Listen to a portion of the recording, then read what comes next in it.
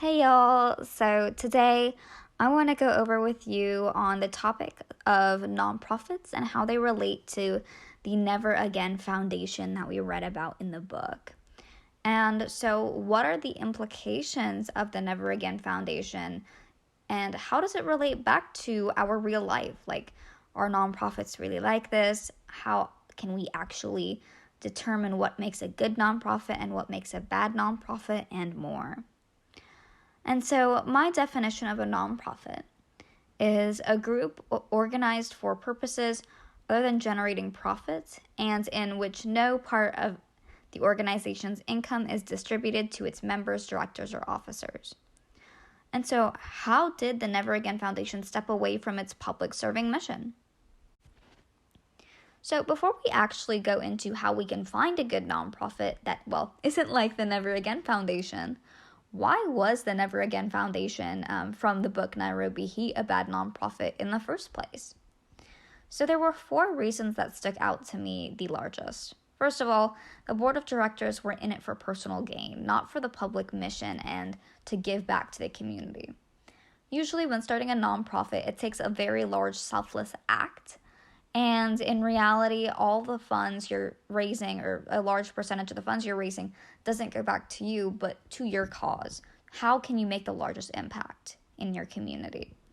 And then in reality, there was not much of an impact that was made to better the community, while in reality, these people who are on the top of the food chain in the foundation, they were really just taking it for themselves. The money that they said was going to help the refugees didn't go there, so they were lying to their donors and even kind of working with corporations. They paid off others to make sure that their word didn't go out about their wrongdoings, and I think that's really important because it kind of comes back to that whole idea of where does the money actually go? Are they being transparent? Are they being open about it? And they weren't. And then they also worked in partnership with big corporations that just give them their money back, just to make the corporation, like for example in the book Shell, look good. The Shell director, I think that they had stated, was actually a director in the organization.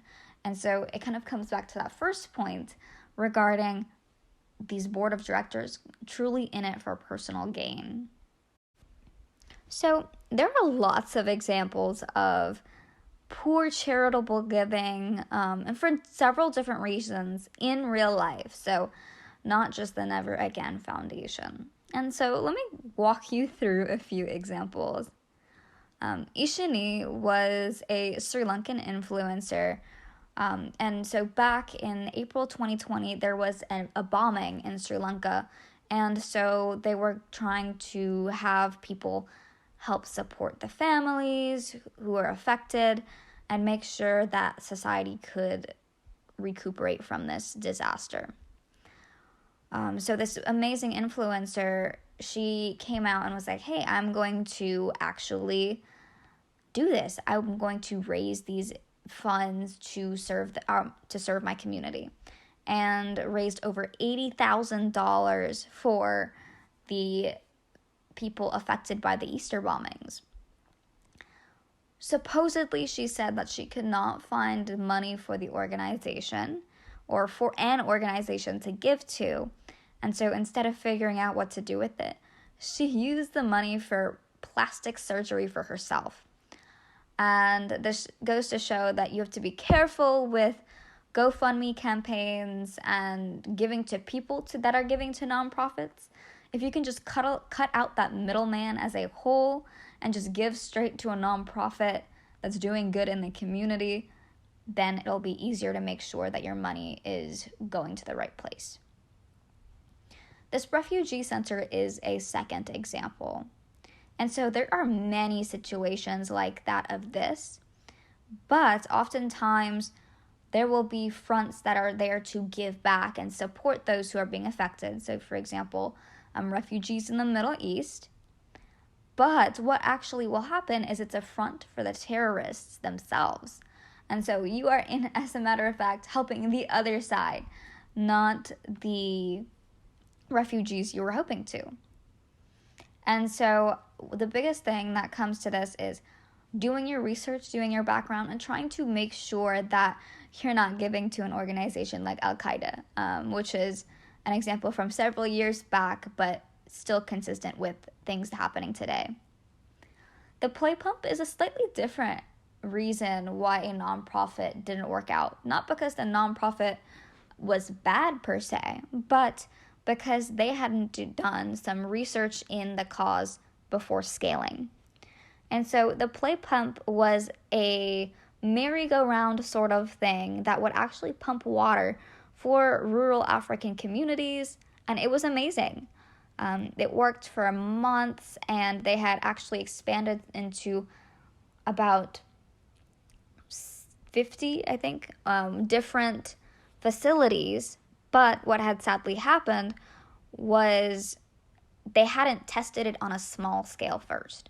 So they poured millions of dollars into this program when in reality, kids got bored with a merry-go-round. Kids got tired. It was a lot of work all the time. And so, as a matter of fact, the money was wasted.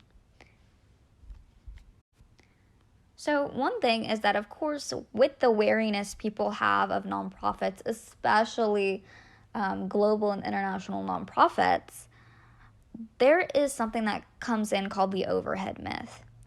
This is a misguidedness, but a common notion that you can judge the worth and impact of a nonprofit by how little or how much it spends on overhead. And overhead is the infrastructure costs that go into staff, support systems, all that behind the scenes stuff, so then that mission can actually be moved forward. So something I want to challenge is also part of this overhead myth. So as I was speaking on earlier, of course it's great to make sure you are not giving to a poor nonprofit, but how are you doing this? So because of this overhead myth, a lot of people think that as you start paying your staff more, as you start paying for things like advertising, infrastructure, all these important costs, which makes up overhead, is that you are more likely to be considered scamming people out of their money. And in reality, this is not true. You can only, for example, bring on and keep the best staff when you can support them well, pay them fair wages, provide them benefits, etc. This also goes for different management systems. If you don't pay for these management systems, then you have to do a lot more by hand, and it takes a lot more time away from serving your public mission. And so, just kind of as an example, imagine how much more you could do when you have infrastructure and staff on hand. So maybe there's a nonprofit that has a mission to serve students by teaching them how to read. If this is a completely volunteer-run organization, that is wonderful, but maybe they can serve 30 students because it's part-time with their full-time job on the side, etc. But if, as a matter of fact, you have a staff person on hand or a couple of staff people, they could focus their day-to-day job on giving back to the community, and in reality, maybe even quadruple the amount of students served or even more. So maybe instead of serving 30, they were able to serve 300. So something to think about. But then it comes back to the whole idea of how do you choose what nonprofit to give to make sure that they're truly giving back to the community? So there are 3 big pieces that stand out to me. First of all, impact reports. Usually, if you're trying to decide whether or not to support a nonprofit, you should be able to go to their website and find something called an impact report. And this impact report is a piece, PDF, or booklet that showcases stories and numbers regarding the difference a program a nonprofit and a nonprofit itself has had. And so a lot of the times they'll be showcasing photos and videos and locations and programs and all these details in a very synchronized location, so you can see that the impact equates to the number of donors and funds that they've had. For example, if the Never Again Foundation had our impact report we would realize that the impacts did not equate to the money donated. And so I have actually attached a QR code of a local nonprofit that has a wonderful impact report, and you can check it out for yourself. Next is legal transparency. Specifically for nonprofits based out of the United States, we have quite a few regulations where every year you have to submit where the money that you actually had come in goes and how much each staff member is paid. And you can find these on 990s. So for example, if you search up an organization name and then add 990 afterward, you should just be able to find it with a simple Google search. And so this provides you the opportunity to see how much came in, but also where all of the money goes. And something to be careful with is the nonprofits who do not openly have those filing information. If you cannot figure out where the money went, then it is something for you to be wary of. And again, with the Never Again Foundation, we would be able to see some of those missing funds that don't really add up. And lastly, personal connections. So this is the most difficult, but building relationships within the organization is very essential. And I would say, of course, locally this might be easier, but if you're working internationally, for example, as we might give to the Never Again Foundation if we were here, it is slightly more difficult. But once you've kind of done some research behind the scenes, online, or even in person, connect with the staff and find its history and who is in charge. And this also means go to Q&A sessions for accountability and more. So you can straight up ask these staff members, these volunteers, and the actual people in the community if this difference is being made. And if you're able to, go see the impacts firsthand. For example, the Never Again Foundation, instead of just visiting the facility that looks like it's kind of a face, meet the refugees they've impacted.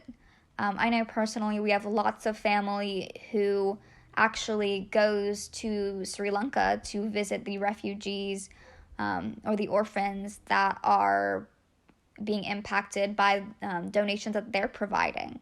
And so that is one big thing to think about. But yeah, so hopefully this is helpful in making sure you give to a proper nonprofit and how we can be sure to not fall into a trap like the Never Again Foundation. Thank you.